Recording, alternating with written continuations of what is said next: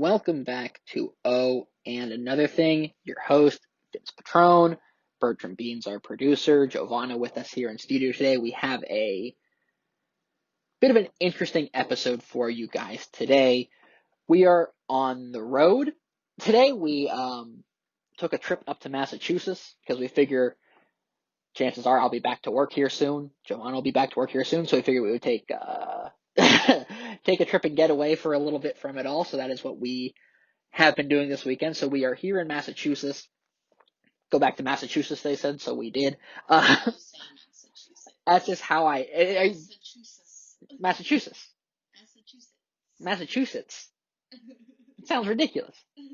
Hard T sound. Anyway, so we are here, and you'll notice that the audio is not to the and Another Thing standard that we usually uphold. That is because your host is a big old dunce and said, you know what, we can make the AirPods work. We don't need to bring the full microphone setup because, as you guys know, I now have a full microphone setup. I could have just brought the small microphone, but long story short, I didn't do that because I did not plan well, and I thought that this would work out just as well as having a normal microphone.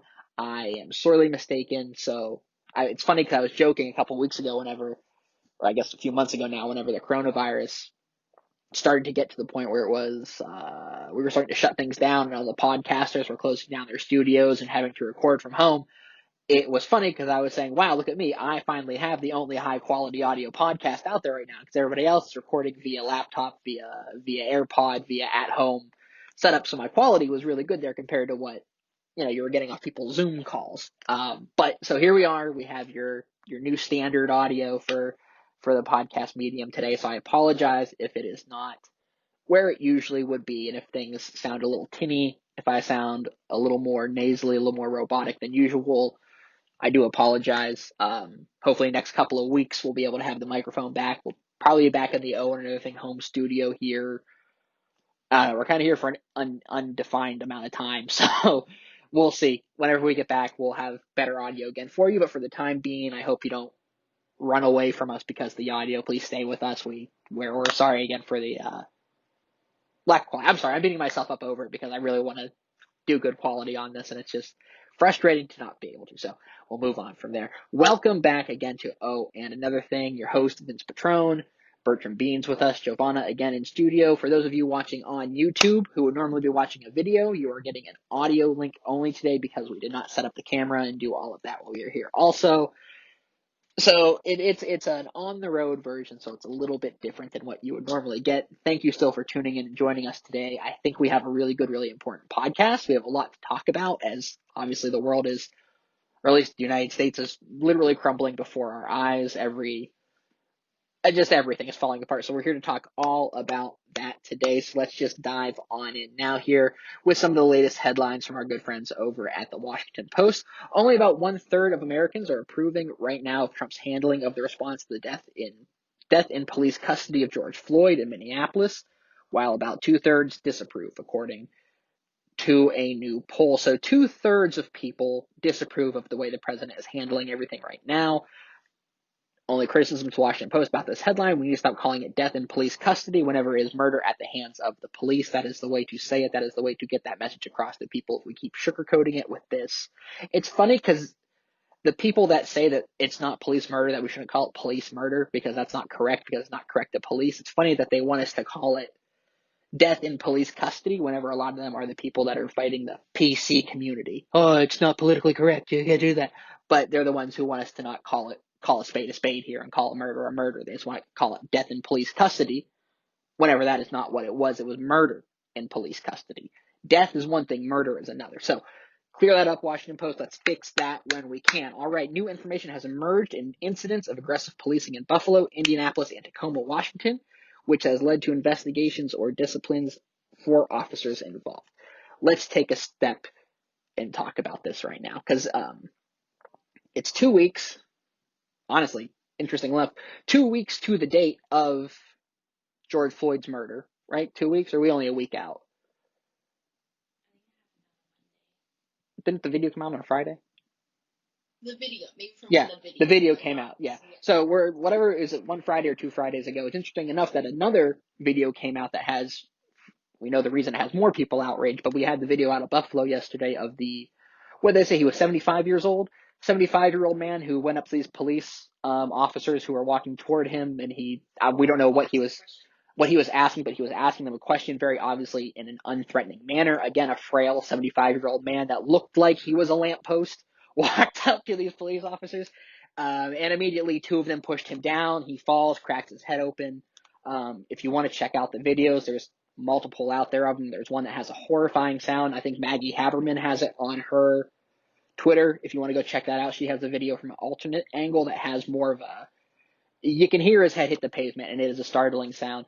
And it's interesting enough because I think, sadly enough, I think that might be the video that causes more outrage than George Floyd's murder did, because we know it happened to an older white man as opposed to a black person, which is not right. But hopefully this can be the kind of evidence that people get where they say, okay, there was no need for that. Because what I've run into a lot, and what I've had a lot of discussions on Facebook and Twitter. I'm back on Facebook. Let's talk about that real quick here while I pull it up. I'm back on Facebook. I had gone away from Facebook, and I don't endorse using Facebook heavily because we all know that Facebook has turned into a puppet for right-wing nationalists, for white supremacy, kind of just a place for fake news to go unchecked, but in this kind of phony scholarly way where Zuckerberg acts like he's some kind of gatekeeper to free speech, and he's the moral high ground that we need in this country, so he allows whatever to happen on his site, unless let me point this out. If you post a video of police officers doing something, it seems like it's more often than not that they will call that fake news on Twitter and label it with a fact check, on Facebook, and label it with a fact check.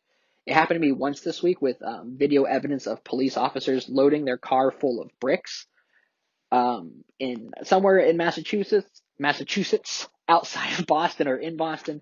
There is video footage of these police officers putting bricks into one of these like trucks they had. They had like a pickup truck, and they're putting bricks inside of it. So the police department puts out a response after everybody sees them putting these bricks in this truck, saying no, they weren't taking those bricks to sites to lure people into throwing them so that they could start police violence. They were simply fixing a sidewalk and removing the bricks from that sidewalk as a part of fixing it. So because the police department put out that response to that video, Zuckerberg and the people at Facebook turned that into a fake news story, which is not right to do, because that is, if that is their intent, I would like to see what that new sidewalk looks like. I don't want to hear that and then have nothing to back it up. If you're going to say you're out here removing bricks from the sidewalk and use that excuse to say that you're not taking those bricks to a protest site to lure otherwise peaceful protesters into hurling them at you, then you need to show us that new sidewalk. Because again, we live in a society right now, we're in a time right now where everything needs to be shown for people to believe it and for it to have credibility. Should that be how it is? Maybe not. Is that how it is, though? Absolutely. That being said, Facebook went through and made that fake news story. They added a fact check to it, and I don't think that is right because what happened in that video. And in other videos, I saw another video they took down of a police officer, again, beating on a person for no real reason, and they marked that one as also a fact check fake news story, even though that there was black and white, clear video evidence of police misconduct. Can I say something? They're removing basically anything having to do with police violence because my friend wrote an essay this morning. I need you to talk a little bit louder also, since we're on the pods today, so you need to come over here. So a friend of mine at 8:30 this morning wrote a post about police brutality with links to videos on Twitter. It also included a fundraiser for the Massachusetts bail bond. By 9:30 a.m., it mysteriously disappeared and was removed. See, this is what they're doing. They're going through and they are taking down these videos to protect the people that use their site, because we know the people that use Facebook more than anybody are the boomers. Sorry to the boomers. We love you all very much. But there is problems on Facebook that we need to confront, and we need to confront them quickly because it's turning into a cancer on our society, because it is turning into like this alt-right chat room that it wasn't. Maybe it was always meant to be this. Maybe Zuckerberg did have some kind of sick plan where he would find a way to influence politics from the outside via this app. But I digress from there. we're in a situation now. Why was I talking about Facebook? Why I'm back on Facebook. So the fight isn't on Twitter. I've been doing a lot of tweeting for the past 4 years. I've been doing a lot of Instagramming for the past 4 years, mostly for photography, not really political purpose on the Instagram. But again, I've been on Twitter more than I've been on Facebook. I think that might have been a disservice to our democracy. Not just me, but all of us who got off Facebook. Even though we disagree with Facebook, we disagree with what Facebook stands for, we might need, us, the younger generation, the more politically aware, more politically woke, if you want to say, more news aware, more news savvy generation, it might be up for us to become the police of Facebook, if you will. Because there is clearly no fact checking that is accurate on Facebook, that is legitimate on Facebook. And that is something that we absolutely need to confront. And if we are the ones who have to do it, that is absolutely the case and something that we should all be doing. Because if we are not doing that, again, fake news just gets to go run unchecked. You get to have people who have these opinions that are not sourced. They're based off whatever they saw in their last meme. Prime example here. I'm on Facebook on, what day is today? It doesn't matter. I was on Facebook earlier in the week, and someone that I know very well, that I respect as a person, and I believe has the right, everybody has the right to their opinion, but we'll stop there because there aren't two sides to this argument also, posted a story, posted a link, and this didn't get taken down. I want to note that Facebook did nothing with this post. Posted a link from the 3%ers. Now, the 3%ers are like a lot of those alt-right groups out there right now. The 3%ers are a group that started out as something else. They started out as as a very pro-gun. We're scared the government's going to come take our weapons. The military's going to come invade our homes. Let's arm ourselves to the teeth. Let's prepare for the next civil war. Let's be ready.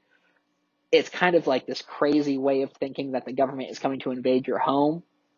It's a lot of libertarians who get in these groups because they think there's some, I don't want to get too much what the libertarian mindset is on joining these groups, but they join these groups and usually they start with good purposes.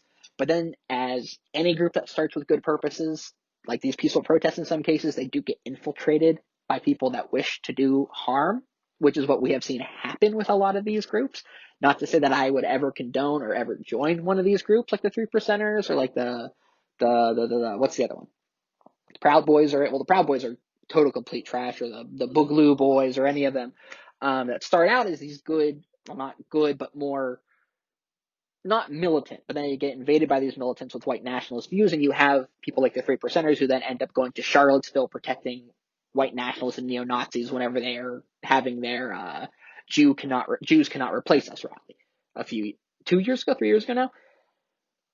So they posted that, but they posted this tweet that said, it was labeled from Antifa and said that they were going to come into suburban neighborhoods and start taking them back and saying all this violent stuff that Antifa was going to do. It was later found that a white nationalist group went to Twitter, disguised themselves as Antifa, which, to note, Antifa does not have power structure. Antifa is not a real organization. It is a group of people with like-minded ideals. We do not get together. There are no meetings. Anti-fascism is all Antifa is. And if you are not Antifa, I don't want you in this country. If you are not going to put a full-throated fight up against fascism in this country, then you need to go to Russia and live your days out there, because we don't want you here. Okay, so if being an Antifa, being anti-fascist makes me a terrorist, makes you a terrorist, well, guess what, gang? We better all be fucking terrorists, because this is ridiculous that we can be labeled like this. People are peaceful protesting in the streets, and the president and his men are labeling them as terrorists. He does that to make it easier to round them up. Less people will care whenever it's terrorists being round up than U.S. citizens. If the president wants to go through the streets with his armed police, with his National Guard, and round up folks and arrest them for whatever crime he wants to call it, going up against him, protesting the injustices in our society, whatever it is, by labeling people terrorists that you can't prove to be terrorists, like Antifa, because again, there is no card, there is no allegiance, there is no form, there is no signature, there is no database, there is no actual organization that is Antifa. So there is no way to prove if someone even is an Antifa or an Antifa terrorist, as the right and as the president are trying to label them. There's no way to prove it. All it is a baseless claim. All it is. And it's done to detract the message of these protests, which is stop killing black people, stop hurting peaceful protesters, stop shooting tear gas, stop hitting them with clubs, stop hitting them with bicycles, stop stealing bicycles, stop tear gassing, stop shooting into cars. Jesus Christ, the things that the police are doing in this country right now, literally right now, are borderline a police riot. We are living through a police riot in our society because every video we have seen, there is a man on Twitter, T. Greg Doucette. I hope I said his last name right. Doucette, regardless. He has gone through, and in the past 36 hours to 72 hours, he has compiled a list of videos on his Twitter feed, 301 videos long, of police officers beating on civilians, innocent Americans out there demonstrating their First Amendment right. 301 cases of it. 301. And every time you show someone one of these cases, well, there has to be more to that story. There has to be a reason the police are doing it. But guess what? There isn't. The only reason the police are acting like this is because they have been empowered to do it for literally, 60, 70 years since the beginning of policing in America? You send people out there in military garb. You send people out there dressed like they're ready to invade Fallujah. Military tanks in the street, clubs, bulletproof vests, tear gas, guns that shoot tear gas canisters. You have these men out there, these police officers, armed like they're ready to go take down one of Saddam's palaces. Like they're ready to go fight ISIS in the streets of the Middle East. Like they're going to Syria to take out the Assad regime. But they're not doing those things. They're doing those things to us, to American citizens, to you and me and your friends and your family. And it doesn't matter 1 ounce how these people protest. It doesn't matter 1 ounce how they do it. They could dress up in fucking skirts made out of licorice, swinging candy canes from their fingertips, sombreros made out of candy corn and what else you could throw in there, singing songs from the goddamn Lollipop Guild. And they'd say, that is too much. How can you do that? How can you go into the streets and act like that? No wonder the police are shooting at you. No wonder the police are acting like this. Bullshit. Absolute bullshit. You don't care how they protest. You care what they protest. If you're out there banging your fist on the table over a goddamn broken window at a Target, over some stolen watches at the Cartier store that didn't even get stolen, might I add. There was a story going around last week that wasn't Cartier, it was Rolex. That these looters, these violent looters broke in and stole all their watches. The police said this. The police went to the press and said that $2.5 million worth of product and worth of goods was lost, worth of merchandise. $2.5 million. The press went and talked to a representative of Rolex, a person who worked in that store, a person who managed that store. And you know what they said? We don't keep merchandise in this store. There's no way they could have gotten $2.5 million worth of merchandise and ran out with it because we don't have it on site. Because we don't have it on site. But it doesn't matter because if a cop said it, it must be true. It must be true. A man, literally, a 75-year-old man, doing nothing but going up to the police and asking them a question. Possibly protesting, hopefully protesting for the right thing here. Shoved to the ground, blood spills out of his ear. In Buffalo, New York, a line of 25 to 30 cops just walks right the fuck by. And for some reason, with a percentage of people, what was the Washington Post said? It was 1/3 of people or whatever it was. That is okay. That is not okay. There are not two sides to your civil rights and your civil liberties and the civil rights and civil liberties of everybody in this country. There are not two sides of it. If there were two sides of it, then we would not have fought in everywhere we fought in. We would not have left England to come here. We would not have come to be the United States of America because that is not what it's about. That is not what it is about. And if you're going to say, well, there has to be two sides to this, well, let me tell you the two sides you're finding then. One side says, please stop killing us. Please stop kneeling on our necks. Please stop breaking into our homes and putting 27 shots into the walls in our apartment and killing me after my shift at the hospital because you went to the wrong house. Killed Breonna Taylor that way. In her own home. In her own home. And you want to say there's not a problem here. Why'd the police do that? Why'd the police break into Breonna Taylor's home and shoot up the place? Said they were looking for a drug dealer. They said, well, I didn't know a woman who worked in the front lines during the pandemic as an EMT worker was a high-level drug dealer. I didn't know that. Like, you have to be kidding me with this. So they say, don't hurt us. Don't kill us. Don't step on our necks. Don't shoot us. Well, come on. Why not? Don't hit us with clubs. Don't shoot tear gas canisters at us. Oh, well, why not? There's two sides to this, and one of them is clearly wrong, and if you are on that wrong side, it's time to look inward and figure out why you are that way. Look inward and say to yourself, no, there is a problem in this country.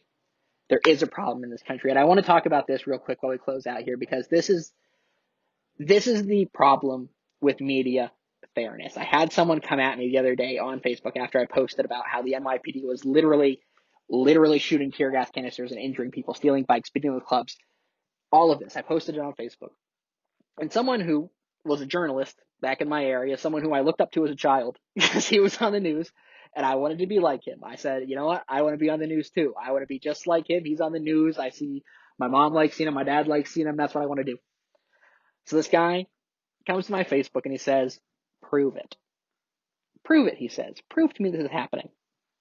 Prove that in the streets of the United States of America, despite there being a feed, again, of 301 separate incidents across this country in a 72-hour span of police brutality against protesters, prove it to me, he says. So I do. I go through and I click some links down. Here's the status. I found it. In NYC, cops are beating protesters and stealing bikes. No altercations, no reason, just to do. And if you want to debate that, go ahead and check out those videos on my feed. I'll post them to my Twitter, and you can see for yourself that not one of those protesters did anything untoward toward those police officers. Sure, maybe they yelled, hey, get your fucking hands off me. Don't hurt me. Stop. Maybe they wriggled away because they were scared for their lives. But that doesn't mean you get to kill them. That doesn't mean you get to hurt them. It doesn't mean you get to hit them with a club, bash them in the head, shoot a tear gas canister right at a rubber bullet. These rubber bullets are hurting people. And they're not even using them right. There was a story out this week where you're supposed to shoot the rubber bullet at the ground so it takes some of the velocity off it. And you're seeing these people on Facebook with welts the size of a manhole cover on their leg, on their body, baton beatings, all of it. And drives me nuts because then our mayor, the New York City mayor, will say, well, you know what, our police officers, we have to give them the respect they deserve. Our police officers are doing us a service. I'm not paying police officers anymore to kick our asses for demonstrating our rights. I'm not paying police officers anymore to kill black folk willy-nilly how they do. I'm done doing it.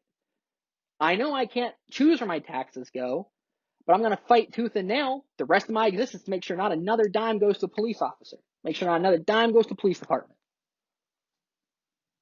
Ridiculous. Until they stop killing people, until they stop violating our First Amendment rights to a protest, to a demonstration of our voices, that they aren't protecting and serving us. They're protecting and serving the overlords of our society, the government, for some reason, who are scared to hear our voices on this issue. They don't want you to speak up on this because it's accountability for them. And the systems that have created them, given them this power, all fall when we start paying attention to this, when we start talking about it. That's why there's this fight. That's why there's this pushback. So anyway, this newscaster, sorry I'm ranting and very angry, but this makes me so mad because we pay these people. We pay every single one of these police officers to do a job to protect us, serve us. Be the guardians of society, do the good of society, keep the laws of society that you say you will do. But you don't. You don't do it equally, and you don't do it for everybody. And then when you're called on it, you start beating the shit out of all of us. It's ridiculous, and we're paying you to do it, and I don't like it. I don't like it.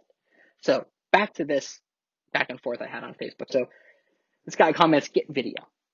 It says, get video of what's happening in the streets of New York. So I post 1, 2, 3 different videos of a man getting beaten off his bicycle, chased down by cops, and grabbed by 5 more cops and continued beaten in the middle of 5th Avenue in New York City.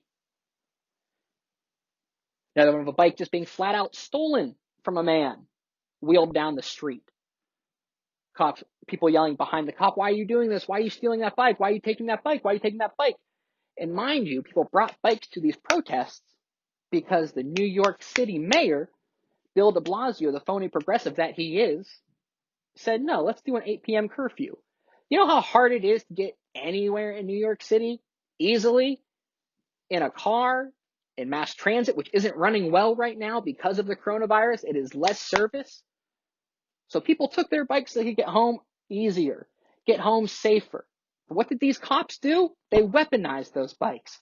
They stole those bikes. And then I found out later on, I have a friend, Isaac, who I went to, I think, like 2 Mets games with in 2015 when they made that World Series run. Shout out to Isaac. I give him a lot of credit for that World Series run. Maybe Isaac and me should go to more opening day games together. Maybe that was the lucky charm there.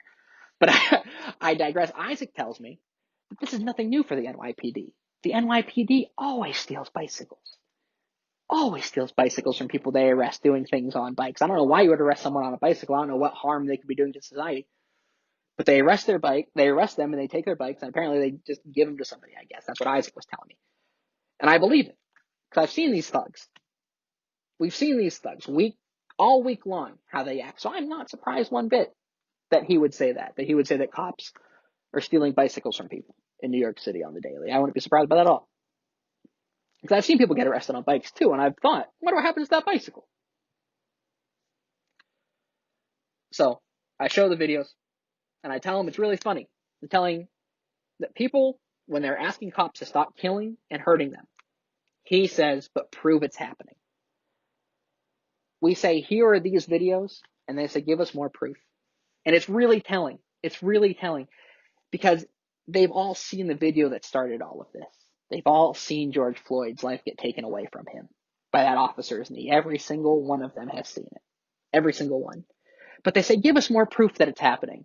Show us this is really happening. You gotta be kidding me. And then he comes back and says, he wasn't asking me to prove it. I wasn't asking you to do that. Then why the fuck would you say, give me a video? Do you think people are that dumb that they're going to let you get away with these false equivalencies, these false narratives anymore? Drive me up a wall. Hey, guys, I believe you. Whatever. Eat my butt.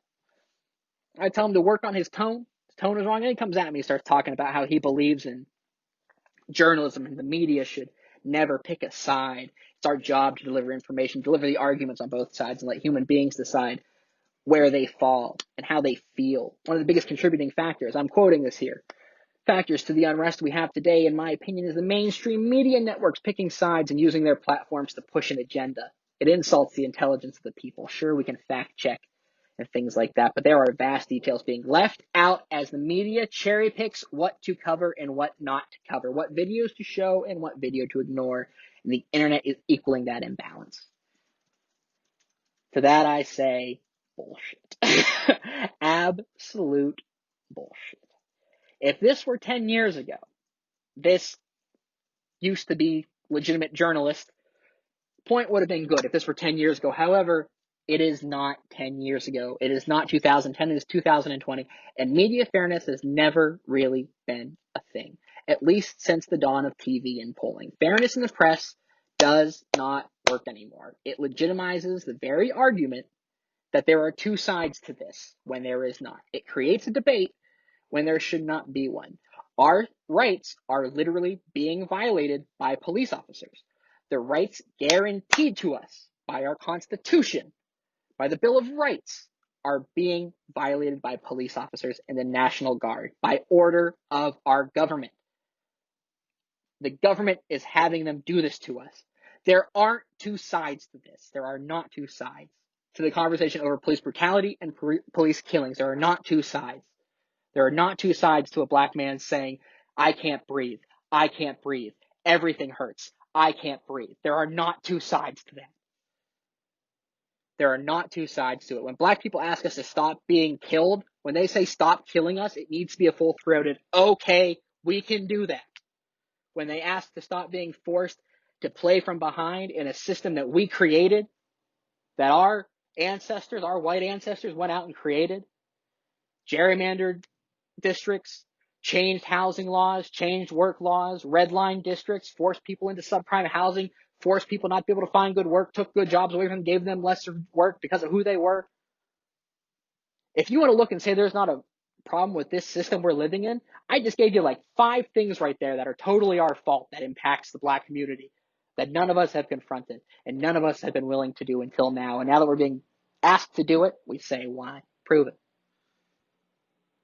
We should be able to just say, we can do that. We won't kill you anymore. Our police officers will not kill you anymore. They will treat you the way that they treat us. I've gotten off tickets before for being who I am. And that's not right. Not right at all. I've gotten away from situations. I cited one on the last podcast. My friend Greg and I and my other friend got stopped in the street because Greg had 2 cigarettes behind his ear. 2 cigarettes he bought at bodega. Yeah, granted, you're not supposed to be selling loose cigarettes at bodegas, but who gives a fuck? That is such bullshit to care about. Oh, he spent 50 cents at a bodega to buy a cigarette? Oh, because that's one of the defenses they have for Eric Garner being killed. Well, wasn't he selling loose cigarettes? So what? He was selling loose cigarettes. Does that impact you? Does that impact you? Selling a cigarette?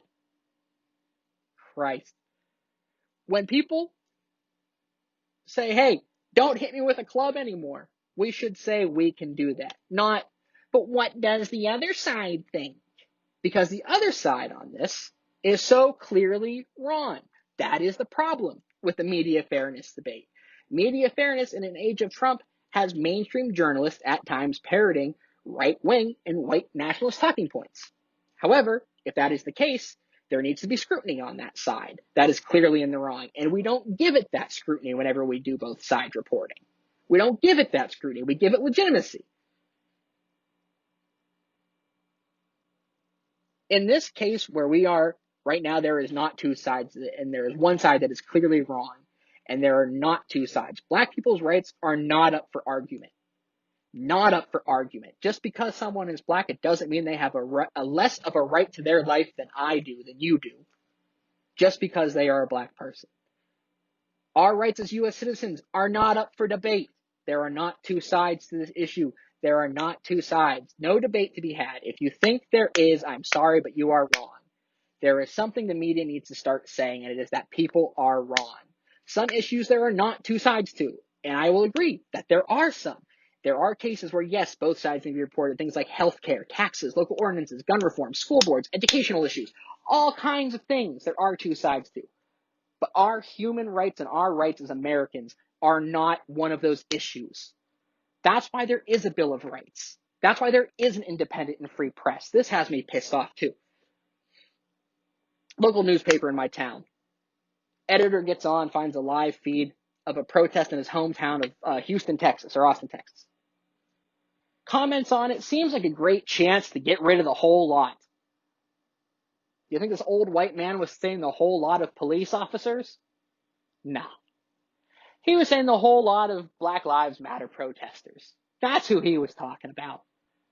And that's an editor of a newspaper. An editor of a local paper. And that takes us to our next point here. But before we get there, no. Let's just go with it. No. That's an editor. Go ahead. Oh, you're being made. Okay. Very funny. For what it's worth, local news is already incredibly right-leaning. Oh, why this matters. Why this editor taking this stance saying, time to round up the whole lot of Black Lives Matter protesters matters. The reason our founders insisted on a free press, insisted on it, was that way a free press could hold government accountable whenever they were violating the rights the Bill of Rights put forward, the Constitution put forward. Great quote that I ran across this week in my reading. Someone was citing how, I've been reading this book, Nixonland, and they cited how Nixon would get bad news from press, and he would hide it, and he would ignore it, and not do anything about it. Criticize the members of the press that were criticizing him. Thomas Jefferson. And I know we don't love Thomas Jefferson because of his slave owner. Thomas Jefferson, notorious for keeping negative press about him on his desk. If someone came into the White House waving a piece of paper saying, "Look what they wrote about you today, sir. Look what they wrote about you today, sir." I don't know how they talked back then. Hey, look at what they wrote. I don't know. Anyway, he would say, "Great." And there's nothing I can do about it. Because that's what a free press is for. And for free press, if an editor of a local newspaper isn't going to uphold and hold the government accountable for violating your First Amendment right, I'm sorry, he has derelicted his duty as a member of the press, as a member of the media, as a member of the free press who's supposed to protect us from the government. That's why the free press is there to hold the government accountable. They're the truth tellers. They are the gatekeepers. That's why media fairness doesn't work, because there's not always two truths. There's not always two truths. And for what it is worth, local news is already right-leaning. And that is what a lot of people in rural communities tune into, or even in small suburban ones, for that matter. Have you guys seen? You guys know how much I hate KDKA anymore. I used to love KDKA news. But they've turned themselves into this sound off in the message boards. This, what do you guys think about this Confederate statue being removed? This heat check every story we report so we know how to report it. That's not journalism. It's not journalism, that's not reporting. You don't get to heat check your viewers first. You don't get to heat check your readers first. That's not how it works, because that's not reporting. That's not journalism. That's finding out what your readers want to hear. That's playing the media profit game. If I post this, will my readers still read it? If I say this, will my viewers still watch? Will my advertisers still be able to pay me? Will my paper still get the money from the advertisers if I write this column? That's the game they're playing. It's not a game of fairness. It's a game of profiting. It's not a game of doing what's right. It's a game of profiting. And that's what the media has been doing. And that's what these local news sources like KDKA, WTAE, WTAJ, I'm just naming Pennsylvania ones right now that I can run off the top of my head. But that's the problem. Because of this cherry picking that this person was speaking about has for years benefited the people doing the oppression and suppression of people and truth that are being suppressed right now. And I've been watching local news stations while we've been here in Boston. And we were watching it the other night. They were covering the protest in Brockton, Massachusetts. And I only know of Brockton, Massachusetts from we've driven by it, I think, once or twice. So I knew it was a place. But my only understanding of Brockton is that it is a pretty low income, majority black community that's been on the wrong side of a lot of policing and on the wrong side of a lot of the systematic issues that we're talking about here. The other exposure I have to Brockton is that Woody Guthrie speaks about old Brockton town. That's where they lock up 2 union workers in his one album he has. Anyway, they interviewed a protester, this really well-spoken young black man. Comes up with a face mask on. He's speaking very intelligently, very quietly to this, very calmly to this news person. I didn't get the news person's name. Talking about how the police had been using tear gas, rubber bullets, clubs, batons, deployed all these things, and the reporter asked, "Well, what will it take to make you guys stop? What will it take to make you protesters stop? Will taking a knee make this stop if the police take a knee? It's not about the police taking a knee, guys." And he said no. He said no, it's not. And then this reporter had the nerve to ask, "But what about the police? They say they've had water bottles thrown at them." Can I tell you what doesn't equate to a water bottle being thrown at you? A rubber bullet in the knee, a rubber bullet in the head, in the neck, in the eye, a baton in the neck. Those don't equate up. That's not justice. That's not equal justice. That's the police getting to do what they want and abuse communities. Water bottles being thrown should not equal out to using tear gas. By the way, tear gas, what they're using in our streets, what the president had military police use on protesters in Lafayette Square in front of that church that he walked to, that tear gas is outlawed by the Geneva Convention. If he tried to do that in the Middle East, in Iraq, if he, for some reason, said, "You know what, and let's hope he doesn't do this," the president decided today that he wanted to become a real wartime president, not just a failure at the coronavirus that he is. Don't forget, 103,000 people died in 2 months because this guy doesn't know how to lead a goddamn country. 103,000 plus at this point, I'm sure. He wants to be a wartime president. Let's say he goes the next step and says, you know what, I'm going to launch an actual war, and we're going to Syria, taking out the Assad regime. They do bad stuff to the people in Syria, and I would agree. The people in Syria have been living under an awful Assad regime since 2000 and something. If you'll recall, in 2012, 2011, Assad himself in Syria used mustard gas on his own people, sarin gas. That's bioweapons. That's literally a chemical attack on his own people. That's almost the same exact thing as using tear gas with like less death. So there is a case to be made for us to go to Syria, but that's not what we're here to talk about. Unless the president did that today to try to make himself a real wartime president.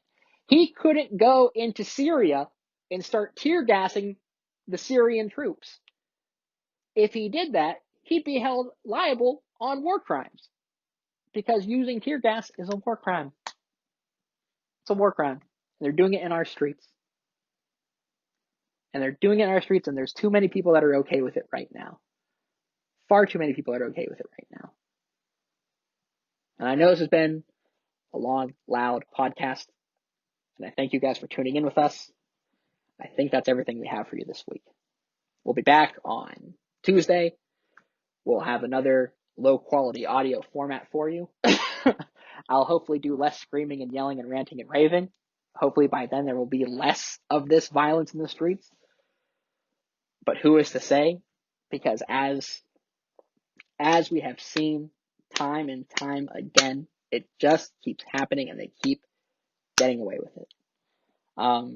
The other day, and I'll close it out on this, because it speaks to the leadership in this country. The other day, after all of this has been going on, Cuomo went up and did the right thing. Cuomo went up in front of the press, in front of news cameras, in front of TV stations for his usual COVID-19 update that he does and has been doing for the past 2-3 months.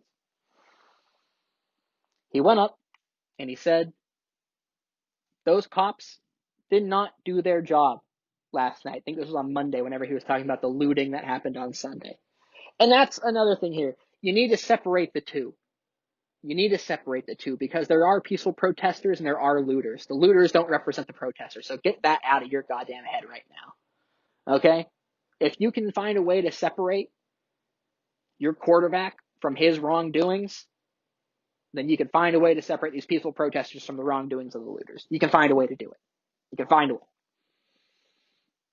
That being said, so Cuomo goes up and he says, the cops didn't do their job last night. They did not protect the city. They did not serve the city. NYPD police commissioner takes offense to that. Commissioner Shea takes offense to it. So what does Cuomo do? He goes up the next day and he apologizes to the NYPD, to Commissioner Shea, for his holding them accountable, citing that he saw in the videos the violence of these police officers the day before. He saw them crack the skulls open. He saw them drive a vehicle, an SUV, into a crowd of people. He saw what they were doing. Governor Cuomo saw what they were doing. But he apologized to the police officers for holding them accountable. He apologized to the police commissioner for holding him accountable. And I got to tell you, that's not strong back leadership right there. That is a spineless thing to do. If you can't stand by your words because of pressure from outside political factors, then I don't think you have a right being our governor. If you can't protect and serve every citizen of your state as governor, if you can't find a way to make the system work for everybody in your state, and if you can't find a way to hold police accountable for the things they're doing to everyone in your state right now, then you don't get to be our mayor. You don't get to be our governor. And the same goes for Bill de Blasio. If you're going to go up there and do your whole little talk like this, hey gang, we're all here. We're all New Yorkers. Aren't we great when we come together and work together? Everybody be cool. I'm Bill de Blasio. You like me. I'm progressive. Remember, I'm progressive. Bullshit. A progressive leader would not let armed police officers, armed to the teeth, beat the shit out of the citizens of their city. Would not allow it. Would not allow it. Simply. And the fact that he goes on TV and he doesn't ask for these police officers to resign. He doesn't say he's going to hold them accountable. He says they're doing a good job. He says they're doing the best they can with the hand they're dealt. Bullshit. Bullshit. You can find a looter. You can find the person doing the looting. You don't got to do it to everybody. If you want to shoot a looter, don't shoot the looter. In fact, if you want to apprehend a looter, go up apprehend a looter. But don't apprehend everybody around them. Don't make it everybody else's problem, and don't thank the police for doing it. Making you look bad, Bill. Jesus, I voted for you. And now I wish I didn't. I really like Bill de Blasio, but he has been nothing but a disappointment to me. And if he doesn't resign by the end of this week, then we need to find a way to make him. Because our government is not leading us to the place we need to go. I was incredibly proud. My roots are in Pennsylvania. I'm a Western Pennsylvania boy. By blood, if you will. Sadly. The mayor of Pittsburgh, Bill Peduto, has taken the steps. He put the 8 Can't Wait into effect immediately. He saw what 8can'twait.org said to do, and he went and he said, we're doing that. We're going to sign that into law right now. No more chokeholds. You have to file reports. You have to announce when you're going to shoot at someone. All these good reforms that 8can'twait.org has. If you want to check them out, go to 8can'twait.org and check them out. He went through and he did that. Did that the next day. The next day. And that's in Pittsburgh, Pennsylvania. That's Pittsburgh, Pennsylvania. I love Pittsburgh. I love the people of Pittsburgh. Pittsburgh's far from a progressive city. Pittsburgh is, at least the Pittsburgh I know, is far, far away from progressive city. The outlying areas of Pittsburgh are far, far, far away from progressive. But if Bill Peduto can find the spine to do this, Bill de Blasio, you got to pull yours out of the drawer and throw it in your back again. Because if they can do it in Pittsburgh, you can do it in New York City, and it's your duty to do it in New York City. That's why we voted for you. To hold police accountable. That was one of your key stances. You said you wouldn't let police do this. You said you'd cut police budgets. You would protect every citizen in your city. And you didn't do it. You're not doing it right now. And I don't think you're our mayor. New York City deserves a mayor that represents the city. And that's not what Bill de Blasio is anymore.